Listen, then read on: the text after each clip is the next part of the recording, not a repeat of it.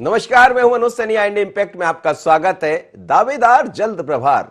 मध्य प्रदेश में निगम मंडलों की नियुक्तियां क्या जल्द होगी? क्या जल्द बात बनने वाली है? और वो चेहरे जिनको इंतजार है लंबे समय से, क्या वो इंतजार अब खत्म होगा?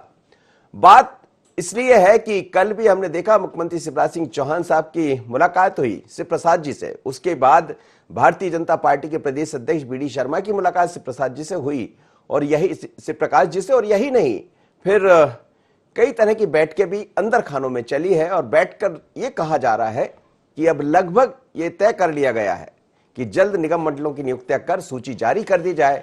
पर इस सूची में जो चेहरे आपको दिखाई दे रहे हैं, ये सभी चेहरे होंगे, ये तो बात पक्की है। पर इसके अलावा भी कुछ नए लोगों को मौका मिलेगा, क्योंकि कई ऐसे निगम मंडल है जो खाली पड़े हैं, और भारतीय जनता पार्टी के भीतर भी, संगठन में भी कई नियुक्तियां होना है, प्रवक्ताओं का भी प्रभार मिलना है। तो कौन बनेगा प्रवक्ता, किसको मिलेगी निगम मंडल में जगह, पर चर्चा बहुत तेजी से। कई नाम है। इंदल सिंह कंसाना जो भारतीय जनता पार्टी को ज्वाइन किए, लेकिन उसके बाद चुनाव हार गए। इंतजार है उन्हें भी, और इंतजार है उनके समर्थकों को ज्योतिरादित्य सिंधिया जी से। और ऐसा कहा जा रहा है, कंसाना की बात करें या फिर इमरती देवी, इन सभी पर बात बन गई है। और जल्द ये भी हो जाएगा कि इस मंथन के बाद कि कौन से चेहरे कहां होंगे, किस निगम की जिम्मेदारी किसको मिलेगी। बड़ी बात यह है कि इसमें सहमति इस बात पर भी हुई है कि ओबीसी, एससी, एसटी नेताओं की सत्ता में कैसे भागीदारी हो, कैसे इस भागीदारी को बढ़ाया जाए, इस पर बात हुई है। सिंधिया के 4 समर्थकों को एडजस्ट करने पर बात बनी है। जैसा हम नाम आपको बता रहे थे, इमरती देवी, इंदल सिंह के अलावा मुन्ना लाल गोयल, गिरिराज दंडोतिया को भी जगह मिल सकती है। चर्चा रणवीर जाटव, पंकज चतुर्वेदी, रक्षा संतराम और जजपाल सिंह जज्जी को भी जगह मिलने की बात कही जा रही है। तो कौन कौन बनेगा निगम मंडल में, कौन जगह पाएगा, ऐसे कई नामों की चर्चा है। मेरे साथ इस वक्त धैर्यवर्धन शर्मा जुड़ रहे हैं, भारतीय जनता, और साथ ही योगीराज योगेश जी है। तो चलिए धैर्यवर्धन शर्मा जी से मैं बात कर लेता हूं सबसे। तो चलिए, लगातार नियुक्तियों को लेकर बातें चल रही है, और ऐसा कहा जा रहा है कि जल्द नियुक्तियां होंगी, और इस नियुक्ति में किसको जगह मिलेगी या नहीं मिलेगी, जिन चेहरों का हम जिक्र कर रहे हैं वो चेहरे यहां दिखाई देंगे। लगातार इस मुद्दे को लेकर चर्चाएं चलती रही है लंबे समय से, और ये कहा जाता रहा है कि कई लोगों को इसमें एडजस्ट किया जाएगा। बड़ी बात यह है कि ज्योतिरादित्य सिंधिया, जितने भी ज्योतिरादित्य सिंधिया के समर्थक हैं, उनको सबको जगह मिलने वाली है। अब समर्थक तो नहीं कहेंगे, सभी भारतीय जनता पार्टी के हैं, और सही बात है, उन्होंने सब कुछ दांव पर लगाया और उसके बाद चुनाव। चलिए, मेरे साथ इस वक्त वरिष्ठ पत्रकार योगीराज योगेश जी जोड़ रहे हैं।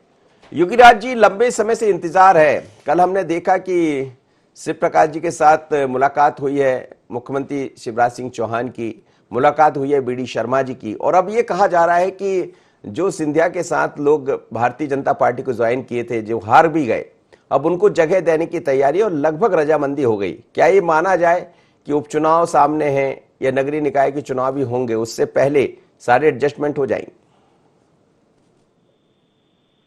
नहीं, मुझे ऐसा लगता है कि चुनाव की तैयारी तो है ही है, और दूसरा ये है कि सिंधिया के समर्थकों को आपको एडजस्ट करना ही पड़ेगा। ये बीजेपी के, आप इसको कह लो, चाहे मजबूरी कह लो या कुछ भी कह लो, क्योंकि सिंधिया जिस तरीके से पावरफुल हुए हैं बीजेपी में जी, उससे बिल्कुल ये लगता है कि आप अब उनकी अनदेखी नहीं कर सकते।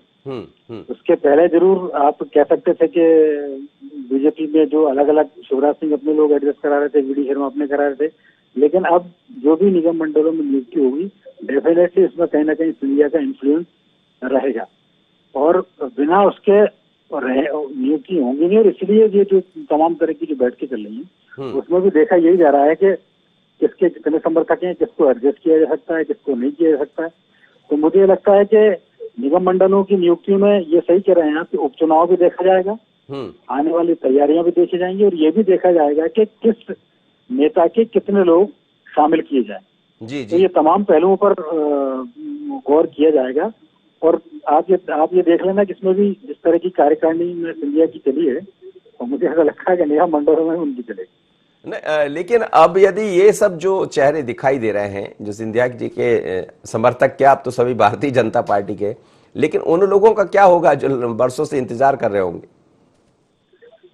नहीं, देखिए, ये बात बिल्कुल सही है कि जो इंतजार लंबे समय से कर रहे हैं, लेकिन वर्तमान परिदृश्य में आप भी समझते हैं, हम भी समझते हैं कि मध्य प्रदेश में जो शिवराज की जो गवर्नमेंट बनी है, उसमें सिंधिया की वजह से ही बनी है, ये बिल्कुल तय है और ये बीजेपी वाले भी मानने लगे हैं जी। तो आप उनके महत्व को इनकार नहीं कर सकते।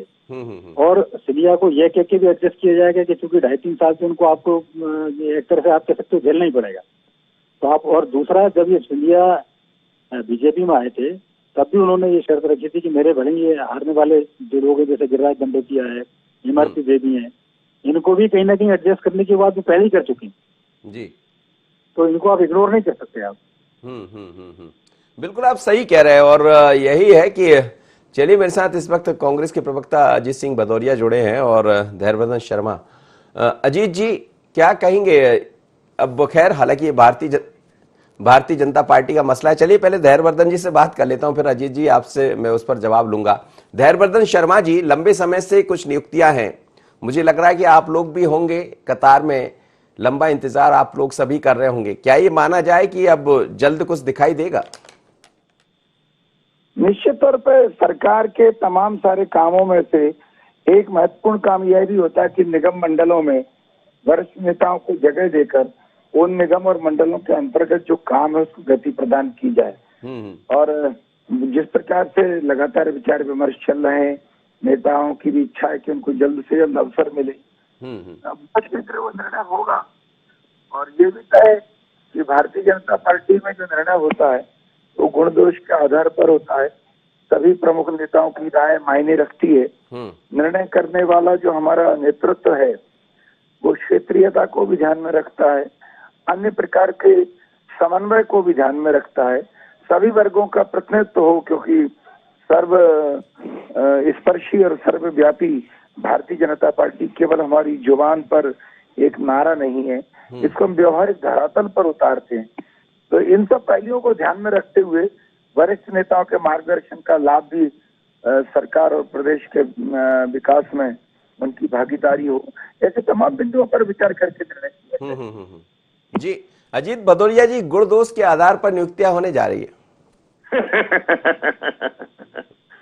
धैर्यवर्धन शर्मा जी में क्या दोष है जो उनको प्रदेश कार्य समिति में नहीं लिया गया सदस्य के रूप में? और जो नए नए आयातित लोग हैं, 8-8 लोगों को, मेरे ख्याल से धैर्यवर्धन जी शिवपुरी जिले से हैं, 8-8 लोगों आयातित लोगों को शिवपुरी जिले में कार्य समिति में सदस्य के रूप में ले लिया। भारतीय जनता पार्टी का मूल कार्यकर्ता है धैर्यवर्धन शर्मा जैसा, जो दरी और झंडे बिछाता उठाता चला आया है, उसको कार्य समिति से बाहर कर दिया। इनमें क्या दोष था? मैं तो देखता था ये तो वर्ग, और ये कई बार अपने संबोधन देने लगातार एक पैर पे चक्कर गिन्नी होते घूमते थे। कोई आर्थिक रूप से मजबूत व्यक्ति है नहीं है, फिर भी अपने गाड़ी में तेल ऑयल का जैसे तैसे इंतजाम करके उधार मांग मूंग के जाया करते थे। इनमें क्या दोष नजर आ गया? तो मनोज जी, स्पष्ट है कि भारतीय जनता पार्टी की मध्य प्रदेश में सरकार नहीं है, ये अनुबंध की सरकार है, और इस अनुबंध से सिर्फ और सिर्फ शिवराज सिंह जी को फायदा हो रहा है और ज्योतिरादित्य सिंधिया जी को फायदा हो रहा है। बाकी भारतीय जनता पार्टी के मूल कार्यकर्ता को कोई फायदा नहीं है इस सरकार में। और मैं तो नहीं, लेकिन धैर्यवर्धन जी के गुण भी देखे जाएंगे। आपको अभी बहुत सारी नियुक्तियां होना, आप क्यों चिंता कर रहे थे? मैं तो एक उदाहरण प्रस्तुत कर रहा हूँ। धैर्यवर्धन जी अगर कोई दूसरा होता उसको भी लेके मूल कार्यकर्ता को लेकर प्रस्तुत कर देता कि इसकी क्या वो। मैं तो कांग्रेस पार्टी और मैं व्यक्तिगत रूप से वर्तमान में मध्य प्रदेश के जो आर्थिक हालात हैं उनमें निगम मंडलों की नियुक्ति की सख्त खिलाफत करता हूं। और निगम मंडलों में बिल्कुल नियुक्ति नहीं होना चाहिए, क्योंकि एक निगम मंडल में अगर राजनीतिक नियुक्ति होती है तो उसका 1 करोड़ रुपए के आसपास का खर्चा एक्स्ट्रा आ जाता है। अच्छा मनोज जी, ये आर्थिक अधिभार झेलने की स्थिति में मध्य प्रदेश वर्तमान में नहीं है। या तो मध्य प्रदेश सरकार को अपनी इस तरीके की नीति बनाना चाहिए कि लगातार कर्ज लेके घी पी रही है शिवराज सिंह की सरकार, तो ये कहाँ तक उचित है? और पूरा अधिभार प्रदेशवासियों पे डाला जा रहा है। आज कर्जे के बोझ तले प्रदेशवासी दब रहा है। आज रजिस्ट्री में देश में सबसे ज्यादा टैक्स मध्य प्रदेशवासी देता है, पेट्रोल डीजल में सबसे ज्यादा टैक्स मध्य प्रदेशवासी दे रहा है। हर चीज में मध्य प्रदेश महंगा है देश के दूसरे राज्यों की तुलना कर लीजिए। और उसके बाद आप ये हाथी पाल रहे हो। निगम मंडल रूपी। अरे आप अपनी आर्थिक स्थिति सही करिए। ठीक है। आपने स्वार्थ बस सरकार गिरा दी, अपने स्वार्थ के अनुबंध के लिए ना भारतीय जनता पार्टी के मूल कार्यकर्ता का ख्याल किया, ना प्रदेशवासी का ख्याल किया, ना प्रदेश के विकास का ख्याल ख्याल किया। आपने भी नहीं किया था, वो इसीलिए ख्याल नहीं किया, इसीलिए तो फिर भारतीय जनता पार्टी ने आपका ख्याल रख लिया और आपके लोगों को अपने साथ ले गई। और अब वो नहीं चाह रही कि ऐसी गलती जैसा आप लोग ने की थी वो कर दे। बिकाऊ लोग, मनोज जी मैं निवेदन करूं, बिकाऊ लोगों को अगर कीमत लगती है तो वो बिक के जाते हैं। ये बिल्कुल सत्य बात है। जो मार्केट में अपने आप को प्रस्तुत करता है उसकी कीमत लगती है, और हर व्यक्ति जो मार्केट में आ जाता है उसकी कोई ना कोई कीमत होती है। चलिए मैं लौट रहा हूँ। योगी वो अपने मूल स्थान पे यथावत रहते हैं। योगेश जी, एक सवाल है अपने आप में, जैसा कह रहे हैं अजीत भदौरिया भी कि कई, एक तो बड़ी बात यह होगी जिस पर हम चर्चा आपसे कर ही रहे थे कि कई ऐसे लोग हैं जो लंबे समय से इंतजार कर रहे हैं। हालांकि ये भी उनको समझना पड़ेगा कि यदि ये लोग नहीं आते तो सत्ता नहीं बनती, सत्ता नहीं मिलती भारतीय जनता पार्टी की, और बिना सत्ता के कैसे रहना पड़ता है ये 1.5 साल में सबको एहसास हो गया था। कोई नहीं पूछता बिना सत्ता के फिर। लेकिन ये भी है कि खर्चे बहुत बढ़ जाएंगे, एक अलग अतिरिक्त बोझ हो जाएगा सरकार पर। नहीं, देखिए सरकार जनता के लिए कोई काम करना पड़े उसमें खर्चे में तो सरकार को परेशानी होती है। ये सब तो सरकार को अपने लोगों को एडजस्ट करने का माध्यम है, और उसमें वो खर्चे बर्चे नहीं देखेंगे। आप देखना, कई बार अपन अक्सर देखते हैं कि विधायकों और मंत्रियों के वेतन भत्ते बढ़ने की बात आती है तो सारे तुरंत बढ़ जाते हैं। तब कुछ नहीं देखा जाता कि सरकार पे अर्थ संकट है कि कर्ज लेके सरकार चल रही है। इसी प्रकार यहाँ भी होगा। निगम मंडलों में नियुक्तियां भी होंगी और ये बिल्कुल नहीं देखा जाएगा कि सरकार का खर्चा बढ़ रहा है। तो अपने लोगों को आप देखना बिल्कुल एडजस्ट करेंगे। तो खर्चे मर्चे पड़ने वाली बात है कि जो आम जनता को बहलाने के लिए बातें हैं, अपने लोगों को एडजस्ट करने के लिए सरकार कभी खर्चे पे ध्यान नहीं देती, चाहे भले उसके लिए कितना भी खर्च करना पड़े। जी। और ये बात आप भी कह चुके हैं, मैंने भी पहले फर्स्ट दौर में ये कहा था कि ये सरकारी सिंधिया जी की वजह से बनी। शिवराज जी की जो सत्ता है वो केवल सिंधिया जी की बदौलत बनी। तो सिंधिया जी को आप इग्नोर कर ही नहीं सकते। और पिछले 2 चीज जब जो डेवलपमेंट बीजेपी में हुई है, जैसे कार्यकारिणी का भी जो गठन हुआ उसमें भी सिंधिया जी की चली है, मंत्रिमंडल के गठन में भी सिंधिया जी की मर्जी की चली, तो निगम मंडलों में उनकी क्यों नहीं चलेगी। और अब तो वो चूंकि खुद सेंटर में कैबिनेट मिनिस्टर बन चुके हैं तो उनको आप इग्नोर कैसे कर सकते हो। और फिर ये 2-3 जो उदाहरण मैंने आपको दिए थे, जैसे गिरिराज दंडोतिया है, इमरती देवी है, इनको एडजस्ट करने की बात तो पहले ही हो चुकी। तो आप सिंधिया जी को इग्नोर नहीं कर सकते। जी बिल्कुल, आप सही कह रहे हैं। खैर इग्नोर कैसे। धैर्यवर्धन शर्मा जी आपकी बहुत चिंता कर रहे थे अजीत भदौरिया जी। अजीत जी को अवसर मिल गया तो वो बात रखी है। देखिए परिवर्तन तो अच्छा दोनों हंस रहे थे, आप भी हंस रहे थे वो भी हंस रहे थे। अब हंसी किसकी कैसी है ये भगवान जाने। आप, मैं चेहरा नहीं देख पा रहा हूँ। हम तो चाहते हैं मनोज जी आप भी मुस्कुराइए, आप दोनों मुस्कुराएंगे, मैं मुस्कुरा रहा हूँ। मुझे तो लोग देख रहे हैं मुस्कुराते हुए, आपको देख नहीं पा रहे मुस्कुराते हुए। जी मेरा इतना कहना मनोज जी, प्रकृति का नियम है परिवर्तन, संसार में अवश्यम भावी है। और राजनीतिक दलों में भी तमाम सारे लोगों को अवसर प्रदान किए जाने होते हैं, लिमिटेड स्थान होते हैं। तो किसी को अवसर मिलेगा तो निश्चित तौर पे किसी को वहां से दायित्व मुक्त भी किया जाएगा। और पार्टी अन्य प्रकार के दायित्व तमाम सारे कार्यकर्ताओं को देती है और इससे उनका भी, उनके व्यक्तित्व का विकास होता है अलग अलग प्रकार की जिम्मेदारियां मिलने से। तो पार्टी मेरी ही नहीं, पार्टी सभी कार्यकर्ताओं की फिक्र करती है। जिन जिन का भी जिक्र का भाव अजीत भदौरिया साहब के मन में है। और अभी जो राजनीतिक स्थितियां हैं उसमें हमारे कुटुंब में वृद्धि हुई है, तो स्वाभाविक तौर पर उन तमाम चेहरों को भी अवसर अनेक स्थानों पर दिया जाना सुनिश्चित किया पार्टी ने, ताकि एक रूपता और समभाव हमारे पूरे परिवार में। संभाव कैसे आएगा जब सारे लोग वो हो जाएंगे, सबको पद मिल जाएंगे, तो एक रूपता संभाव कैसे आएगा। आप लोग आएंगे तब संभाव आएगा। नहीं, एक तरफा हमारी बात बची नहीं ना, अब सब एक हैं। तो भारतीय जनता पार्टी उन सब लोगों के बीच में चयन करेगी जो भारतीय जनता पार्टी में नए आए हैं, उनका भी प्रतिनिधित्व होगा, कुछ सीनियर लीडर्स हैं उनका भी प्रतिनिधित्व होगा, कुछ क्षेत्रीय आधार पर होगा, कुछ सामाजिक दृष्टि से भी होगा। बहुत सारे एंगल्स रहते हैं जब इस प्रकार का निर्णय किया जाता है। मतलब जिक्र तो सबका हो रहा होगा जी, जिक्र तो सबका हो रहा होगा।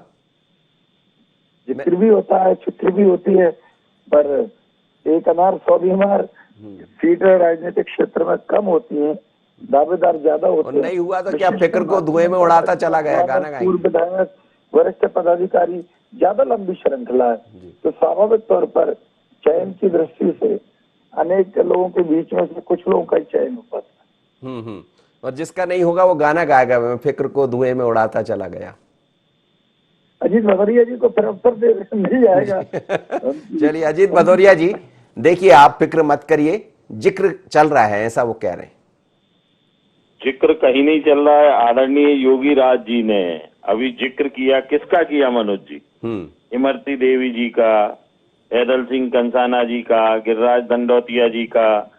जिक्र क्यों नहीं हुआ जयवान सिंह पवैया जी का, अनूप मिश्रा जी का, गौरी शंकर सेजवार जी का, जयंत मलैया जी का और दीपक जोशी जी का? अनेकों अनेक ऐसे वरिष्ठ नाम है जो भारतीय जनता पार्टी जयवान सिंह पवैया जी तो राष्ट्रीय बॉडी में है, वो महाराष्ट्र नहीं, अब संगठन में देने के लिए, और ये लोग भी तो बिना विधायक के मंत्री पद सुशोभित कर दिया था शिवराज जी ने इन लोगों को, और मंत्री रहते हुए चुनाव लड़वाया। उसके बाद जनता ने इनको इग्नोर कर दिया। तो अब अगर जनता ने इग्नोर किया तो जनमत का सम्मान करिए आप उनको फिर जनता के ऊपर क्यों थोप रहे हैं लाल बत्ती दे के उनको? क्यों थोप रहे हैं प्रोटोकॉल? बत्ती को बत्ती तो मोदी जी ने पहले ही दे दी है। बत्ती से तो अभिप्राय मेरा प्रोटोकॉल से है। आप प्रोटोकॉल दे के उनको जनता के ऊपर क्यों थोप रहे हैं? आप क्यों सफेद हाथी पाल रहे हैं कि करोड़ों रुपए का जो हार गए हैं उन लोगों को क्यों आप थोपने का प्रयास कर रहे हैं?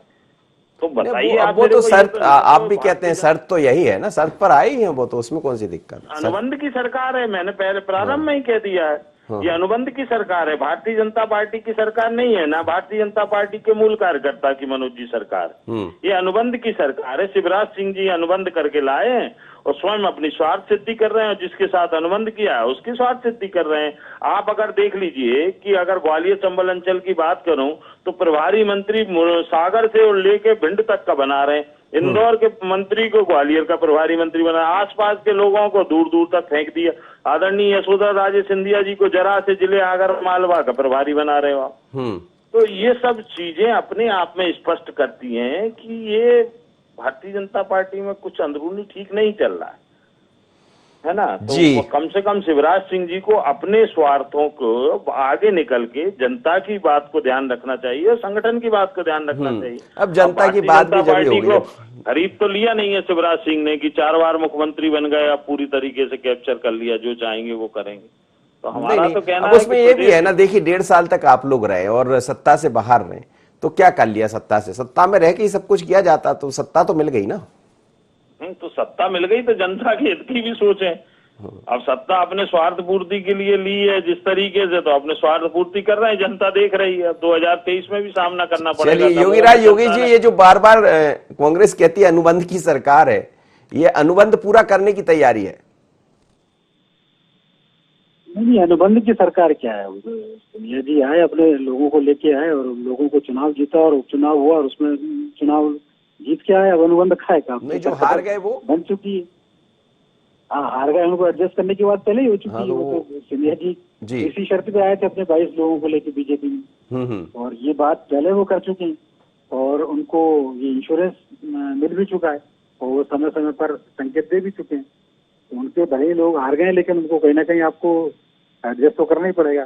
तो हरपन ने अभी जो मैंने 2-3 जो आपको उदाहरण दी, चाहे मंत्रिमंडल विस्तार की बात हो, चाहे मंत्रियों के प्रभार देने की बात हो, चाहे प्रदेश कार्यकारिणी के गठन की बात हो, सब में आप देखो सिंधिया जी की एक तरफा चली है। और मैंने ये बार बार मैं कह रहा हूँ कि क्यों नहीं चलना चाहिए, ये सरकार ही इनकी बदौलत टिकी हुई है। तो ये बात शिवराज जी भी बहुत अच्छी तरह जानते हैं और आला कमान भी बहुत अच्छी तरह जानता है कि आपको 3 साल तो आपको बर्दाश्त करना पड़ेगा। इसके बाद भले ही चुनाव में आप टिकट वितरण में भले ही आप अपने कुछ लोगों को एडजस्ट कर सकते हो, लेकिन अभी 2.5-3 साल जो भी कार्यकाल बचा है उसमें आप बिना उनके काम नहीं कर सकते। आप ये देख लेना कि उनके लोगों को कहीं ना कहीं आपको इम्पोर्टेंस देना पड़ेगा। और इस बात को ये बीजेपी के अंदरूनी लोग ये कह भी चुके हैं अपने लोगों से कि क्योंकि देखिए इस बार किसी की वजह से सत्ता में है तो इस बार आप थोड़ा सब्र करो। अपने लोगों को वो समझा भी चुके हैं, इस बारे में अपना संकेत दे भी चुके हैं और लोग मान भी चुके हैं। क्योंकि क्या है कि अभी सरकार इनकी वजह से टिकी हुई है तो ज्यादा मुझे ऐसा नहीं लगता कि संगठन में भी कोई विरोध होगा या मंत्री में भी कोई सिंधिया जी को लेकर कोई विरोध की बात है। तो अभी उनको इग्नोरेंस करना बड़ा, मुझे लगता है, बड़ी टेढ़ी खीर है बीजेपी के लिए। धैर्यवर्धन शर्मा जी, ये बात भी कही जा रही है कि जाति वर्ग के आधार पर, चाहे वो SC ST के लोग हो या OBC हो, सभी को साधने का इसमें एक ऐसा प्रयोग किया जाएगा जिससे कोई आवाज ना आए, क्योंकि आने वाले दिनों में उपचुनाव भी है, उपचुनाव के बाद नगरीय निकाय के चुनाव भी दिखाई दे सकते हैं, तो उससे पहले कि एडजस्टमेंट भी रहेगा। ये देखिए, विकास के छंद लिखने के लिए यह सुगंध बिखेरने वाली सरकार सिद्ध होगी।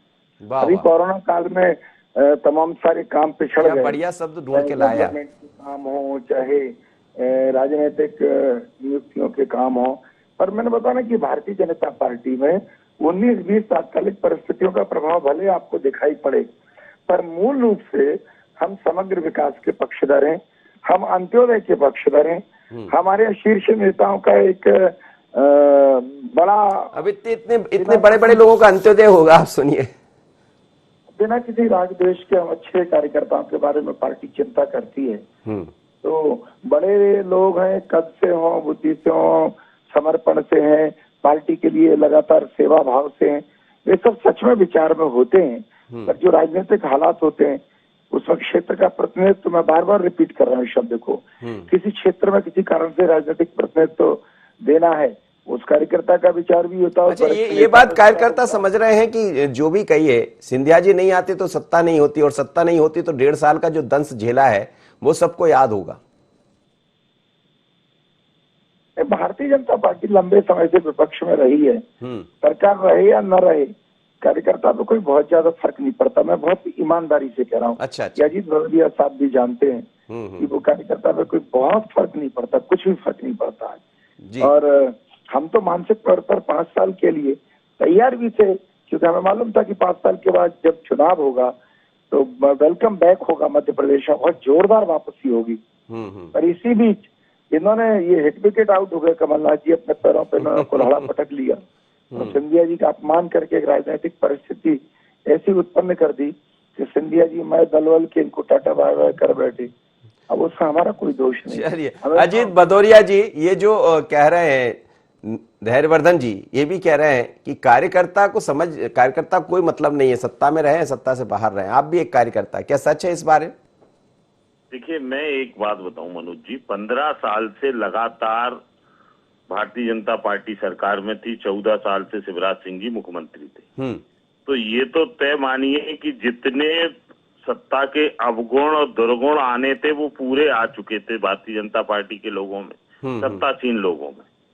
भारतीय जनता पार्टी का मूल कार्यकर्ता परेशान था, पहले भी 14 साल 15 साल की सरकार से। अब जो आ गई है उससे भारतीय जनता पार्टी का मूल कार्यकर्ता और ज्यादा परेशान। कार्यकर्ता का भेद बता दूं, कार्यकर्ता परेशान होता है जब सत्ता आती है और उसकी सुनी नहीं जाती है, क्योंकि उसके अपने लोग कहते हैं कि भाई हमें इस मुद्दे पे न्याय दिलाओ, इस मुद्दे पे हमारी बात कराओ, और वो बात रख नहीं पाता और कोई सुनने वाला नहीं होता मनोज जी, तो कार्यकर्ता को बहुत दर्द होता है। ये बहुत आंतरिक बात बता रहा हूं मैं आपको, ये बहुत ज्यादा दर्द होता है। तो भारतीय जनता पार्टी का मूल कार्यकर्ता वर्तमान की सरकार से खुश नहीं है, उससे खुश केवल शिवराज सिंह जी हैं और ज्योतिरादित्य सिंधिया जी हैं। भारतीय जनता पार्टी का मूल कार्यकर्ता, जैसे अभी धैर्यवर्धन जी के मुंह से निकल गया कि हम तो 5 साल के लिए तैयार थे, वास्तव में ये चाह रहा था कि 5 साल विपक्ष में रह के भारतीय जनता पार्टी के लोग जो 15 साल से सत्तासीन होके मलाई खा रहे थे, उनको एहसास रहे कि विपक्ष में आके कार्यकर्ता की आवश्यकता पड़ती है और कार्यकर्ता का मान सम्मान सरकार में आने के बाद करना पड़ता है। परंतु नोटों के सहारे लोकतंत्र को खरीद लिया गया, तो जब वो बिक गया लोकतंत्र, तो उसके बाद फिर अब कार्यकर्ता को कौन पूछेगा। चलिए सर, बहुत बहुत धन्यवाद आप सभी मेहमानों का, मेरे साथ जुड़े आप। लेकिन आने वाले दिनों में हो सकता है कि निगम मंडलों की नियुक्तियां जो अटकी पड़ी है उस पर शायद मोहर लग जाए। तैयारियां ऐसी है क्योंकि लगातार मुख्यमंत्री जी भी मुलाकात कर रहे हैं और BD शर्मा जो प्रदेश के भारतीय जनता पार्टी के प्रदेश अध्यक्ष है वो भी मुलाकात कर रहे हैं, और इस मुलाकात के यही मायने निकाले जा रहे हैं कि आने वाले दिनों में जगह मिल सकती है। पर जगह सबसे पहले उनको मिलने जा रही है, चाहे वो रणवीर जाटा हो, पंकज चतुर्वेदी, संतराम जजपाल, यंदल सिंह कंसाना, इमरती देवी, मुन्ना लाल गोयल, गिरिराज दंडोतिया, ये सब वो नाम है जो सिंधिया के साथ भारतीय जनता पार्टी में आए, जिनके कारण सरकार की वापसी हुई। वो बात अलग है, ये सरकार में नहीं जुड़ पाए, चुनाव हार गए, पर जब हारे हैं तो भी पुरस्कार तो मिलेगा। किस किस को मिलेगा और किसका पत्ता कटेगा, इस पर हमारी नजर रहेगी। मुझे दीजिए इजाजत, बने रहिए IND 24 पर।